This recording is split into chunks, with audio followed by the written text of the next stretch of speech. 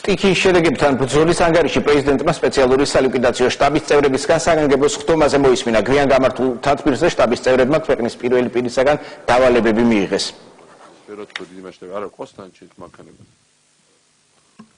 სხვადასხვა სიტუაცია არის ძალიან დრამატული, იმას ბევრად უფრო დრამატული კიდევ ვიდრე შეგვიძლია თავიდან წარმოგვედგინა. იმიტომ რომ მართლაც ჯერითი საცხოვრებელ სახლებს მიადგა ძალიან დიდი ზიანი. მე თვითონ ნახე რამდენიმე ათეული სახლი, რომელიც პრაქტიკულად დანგრეულია. თელავს რო გადაუფრა ზემოდან და იგივე ვაჩნა ზიანს ან რამდენიმე სხვა ადგილზე უბრალოდ ნახევარზე მეტ სახლებს სახურავი მოგლეჯილი აქვს.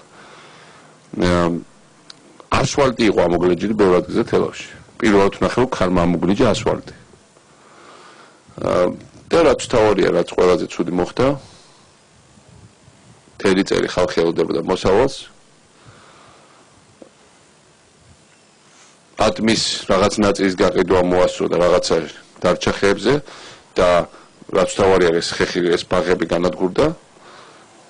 რაც შეეხება ყურძენს, თელი დანახარჯი, რაც იყო დასახარჯი, დახარჯა და ახლა ყურძენი აღარ არის.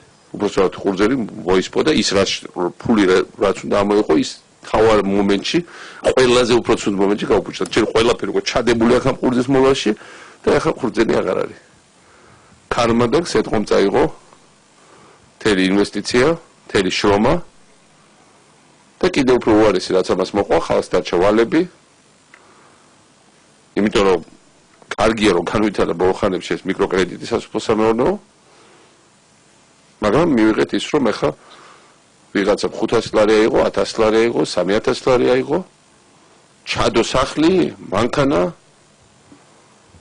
და ახლა აღმოჩნდა იმ სიტუაციაში რომ აღარც მოსავალი აქვს, აღარც ეს ფული აქვს და ფული აქვს გადასახდელი და შეიძლება სახლი და მანქანა გადადგეს საფრთხის ქვეშ. რაც არის სრულიად გამორიცხული. ერთ ცივილიზებულ ქვეყანაში კრედიტები უნდა იყოს დაზღვეული, მოსავალი უნდა იყოს დაზღვეული. რას ნიშნავს ახლა რომ ადამიანი იმაზე იყოს დამოკიდებული თავის ჩაოლეო იშრომას ყველაფერი გააკეთოს და 500 და 1000 ლარი და მე აიღოს და ყველაფერი წყალს გაატაროს. ამიტომ ეს რა თქმა უნდა დაუშვებელი, ამიტომ თავად ჩვენ ერთ-ერთი რაც უნდა გავაკეთოთ ეს არის რესტრუქტურიზაცია კომერციული ბანკების კრედიტების. წავიმუშაოთ მათ, ძირითადად პროკრედიტ ბანკია თუ არ ვცდები სხვაებიც, ვინც არიან, სერიოზულად წავიმუშაოთ.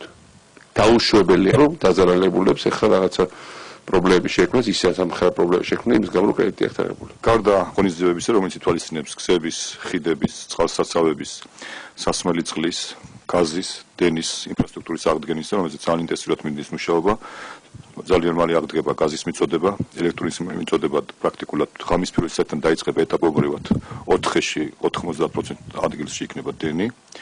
გარდა ამისა ჩვენ დავისახეთ გეგმა რომ კონკრეტული კომპენსაციები ჩვენ გადავწყვიტეთ დავყოთ კატეგორიებად სიმძიმის მიხედვით სოფლები და დასახლებული პუნქტები ჩვენ ვაპირებთ როგორც სასურსათო კომპენსაციას ასე ვთქვათ დახმარებას იმიტომ რომ ხალხი პრაქტიკულად დარჩა ელემენტარული შემოსავლის და საჭმლის გარეშე ამავე დროს ვაპირებთ ფინანსურ კომპენსაციას ჩვენ მთელი ღამის განმავლობაში მუშაობთ რათა დავთვალოთ რა ტიპის კომპენსაციები შეგვიძლია გავცეთ როგორც ფინანსური ისე სასურსათო ამავე დროს რა თქმა უნდა ვფიქრობთ დავეხმაროთ და ვიმუშაოთ ბანკებთან რათა მოხდეს რესტრუქტურიზაცია იმ კრედიტების და ვალების რომლებიც დაზარალებას გააჩნიათ ამ ეტაპისთვის მე მინდა უთხრა ჩვენ ძმებს დებს თანამემამულეებს ვინც დაზარალდა ჩემს მეზობლებს ვინც დაზარალდა რომ მოგხედავთ რა თქმა უნდა ჩვენ არა ვართ ძალიან მდიდარი ქვეყანა რომ და მე არ მაქვს ილუზია რომ ჩვენ თლიან ზიანს ავანაცღაურებთ.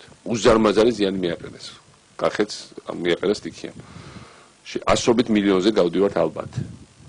რა თქმა უნდა სრული გადაფარვა ამ ზიანის არ შეიძლება, მაგრამ მეორე მხრივ მე ვფიქრე შეუძლებელია, მაგრამ მე ვფიქრობ რომ ჯერეთი ყველაზე დაუცველ ადამიანებს პირველ რიგში ჩვენ დავეხმარებთ თლიანად, იმიტომ რომ აქ არის ხალხი, ვინცაც ჰქონდა 0.3 ჰექტარი, 9 ჰექტარი დღეს ვნახე დარგული, იმას ყველაფერი გავლადგო და შეიძლება შიმშილით მართლა შიმშილიც პირობებში აღმოჩნდეს. ამიტომ ამათ ნამდვილად გადაუფარავთ ყველაფერს. რა თქმა უნდა, დანარჩენი რა თქმა უნდა, ვისაც დიდი კრედიტები აქვს და სხვა იქ რესტრუქტურიზაციას უნდა ვილაპარაკოთ. რა თქმა უნდა, ვიღაცას უფრო მეტი ქონდა იქ ნაწილობრივ კომპენსაციაზე საუბარი მინიმუმ ოჯახი ის მაინც შევეცადოთ რომ ამოიღოს რაც დახარჯა ამ ყველაფრის მოყვანაში ხა იმავერაფერ ვერ არაზღაურებს ვერ შრომას ვერც მორალურ ზიანს რომელიც ადამიანი მიიღო ეს ბულებრივია ხა წარმოუდგენელი ხა მე ვიცი რას ნიშნავს აი მაგის ვენახის მოვლა აი ხა ეს ვენახი გადარჩა ხო როგორც ბევრი ვენახი უმეტესობა ჯერჯერობით კახეთში მაინც მაგრამ ეხლა რო ეს გაწოლილი იყოს მე რა ხასიათზე ვიქნებოდი ვიცი და თან მე კიდევ აქ იმდენი შრომა არ თამაკ ჩადებულდი როცა ადამიანი ამაზეა მთლიანად დამოკიდებული რა მდგომარეობაში რჩება ადამიანი თქვენ დააკეთეთ თქვენ თავის მის ადგილზე ჩვენ გარდა იმისა რომ კომპენსაცია უნდა მიცეთ ეხლა გარდა იმისა რომ ინფრასტრუქტურა დავავადგინოთ გარდა იმისა უნდა გავაგზავნოთ დიდი აღშენებლობა რომელიც კახეთში თელავში გურჯაანში ზუსტად იმ რაიონებს დაარტყა სადაც ყვარელის ნაწილსაც ამ ხრივ სერიოზული პროექტები ხორციელდება ამის პარალელურად ჩვენ უნდა ვიმუშაოთ იმაზე რომ ახალი ნაცები მივუტანოთ განსაკუთრებით დაზარალებულ რაიონებს ახალი ჯიშები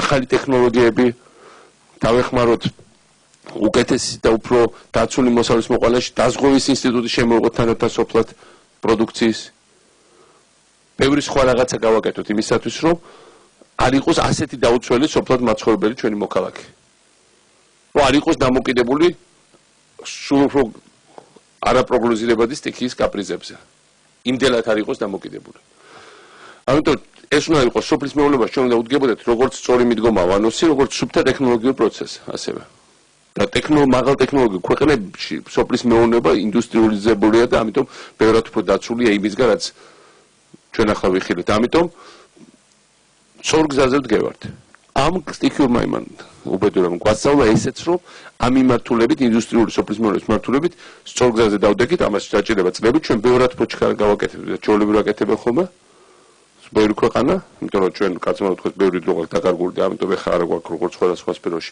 ფუფუნება რომ ნელ-ნელა და ეტაპობრივად ვაკეთოთ, ჩქარა უნდა ვაკეთოთ.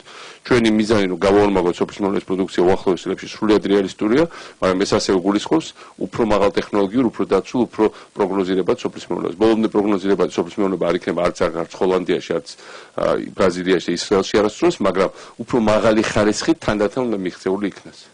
ეს არის ჩვენთვის და მე ვფიქრობ ამ სამთავრობო პროგრამა მართლაც სანიმუშო არის და სხვა ჩვენს ბევრი უცხოელი ექსპერტიც ამას გვეუბნება რომ მეც მათ შეისწავლოთ ჩემი თხოვნით ეს პროგრამა